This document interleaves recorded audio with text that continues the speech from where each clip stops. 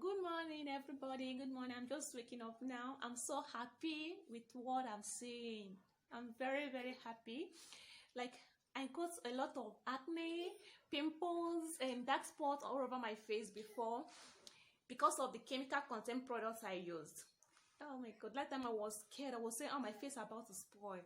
But right now, I'm so happy with the result. It's giving me a good result, although it remains small here. Just right to here for everything to fade. I have used this for like 5 days now, and I can give it a thumbs up. So I'll be sharing with you the ingredients I use and how I use it.